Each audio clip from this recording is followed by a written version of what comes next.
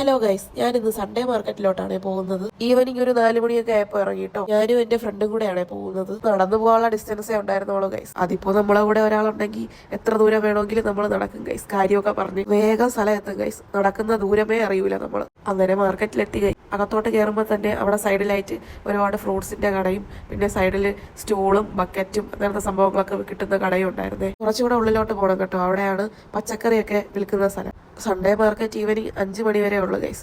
നമ്മളെത്തിയപ്പോൾ തന്നെ 4 മണി കഴിഞ്ഞ്. അപ്പൊ ഏകദേശം സാധനങ്ങളൊക്കെ കഴിഞ്ഞായിരുന്നേ. അതിപ്പോ എന്താ രാവിലെ പോകാത്തേന്ന് വെച്ചാൽ രാവിലെ നല്ല റേറ്റ് ആണ് ഗൈസ്. ഈവനിങ് ആകുമ്പോൾ നമുക്ക് നല്ല അഫോർഡബിൾ ആയിട്ട് കിട്ടും. അകത്ത് ഒരുപാട് പേര് ഇങ്ങനെ പച്ചക്കറിയൊക്കെ വിൽക്കാനിരിക്കുന്നുണ്ടായിരുന്നേ. നമ്മുടെ ആവശ്യത്തിനനുസരിച്ച് നമുക്ക് പച്ചക്കറിയൊക്കെ മേടിക്കാം കേട്ടോ.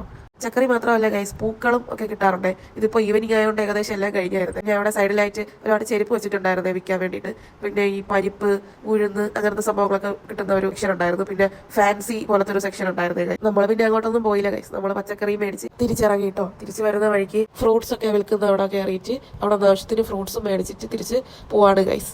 അപ്പൊ ഇത്രയേ ഉള്ളൂ ഗൈസ് ഇന്നത്തെ വീഡിയോ. നമുക്കിനി അടുത്ത വീഡിയോയിലൂടെ കാണാം. ടാറ്റാ.